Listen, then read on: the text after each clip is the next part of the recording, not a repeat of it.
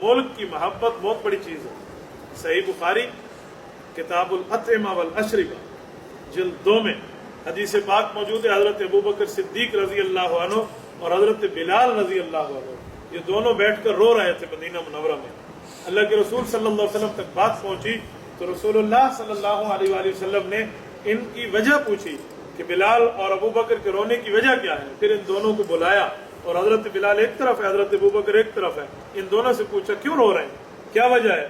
یہ دونوں عرض کرنے لگے یا رسول اللہ ہمیں مکہ کی وادی کا اذخر گھاس یاد آتا ہے، ہمیں مکہ کی وادی کی گلیاں یاد آتی ہیں، جہاں ہمارا بچپنا گزرا ہے وہ ہمیں مٹی یاد آتی ہے، تو ہمارے دل سے مکہ کی محبت نہیں نکل رہی، تو اس لیے بار بار یاد آتے ہیں ہم مکہ چھوڑ کر مدینہ آئے ہیں۔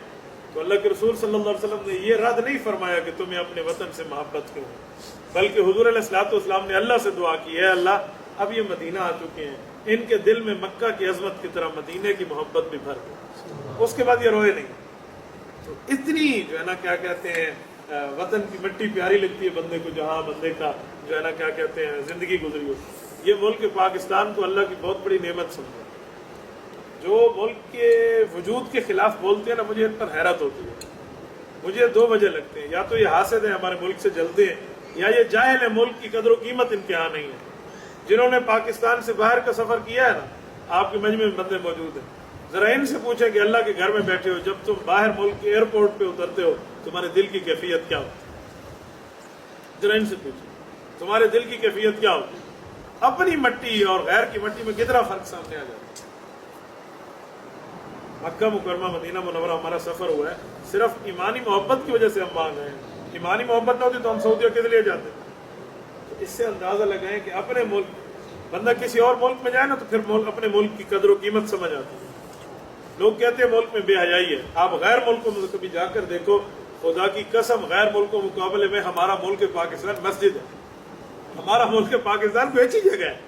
جو حالات وہاں ہیں نا آپ کبھی یہاں دیکھیں تو بندے کو پھر اپنے ملک کی قدر و قیمت اللہ مزید عافیت فرمائے، اللہ فحاشی اور یعنی سے محفوظ فرمائے۔ اور اس کے ساتھ ایک اور بات بھی آپ کو کہوں، ملک پاکستان میں علماء کی محنت ہے، علماء کی بدولت ملک ملا ہے۔ آج ملک پاکستان میں ہمیں مذہبی آزادی اتنی ملی ہوئی ہے جو کسی اور ملک میں نہیں۔ آپ دبئی کو دیکھ لیں، کسی عالم کو کہو وہ یوں مجمع لگا کر گفتگو 5 منٹ کی کر کے دکھا، کسی عالم کو وہ چاہے کتنا بڑا عالم کیوں نہ 5 منٹ بول کے تو دکھائے۔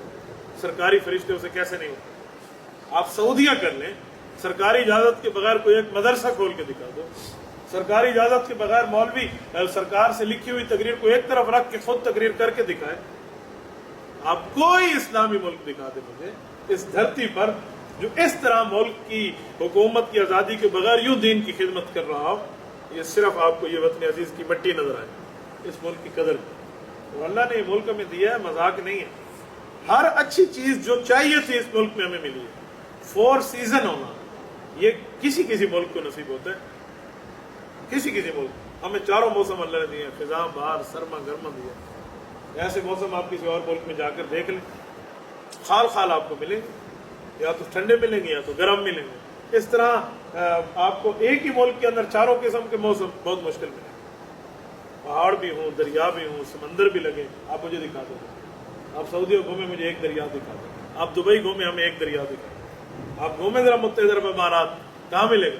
یہاں ہمیں دریا بھی میسر ہے، نہریں بھی میسر ہیں، آبپاشی کے نظام بھی میسر ہیں، ڈیم بھی میسر ہیں، ہمیں سمندر بھی میسر ہے، تجارت کے لیے سب کچھ ہے۔ تو اس ملک کی قدر کریں۔ ہمارا 72واں یوم آزادی ہے، اس کو مذہبی غیرت سے اور ملی غیرت سے منائیں، کریں گے نا انشاءاللہ۔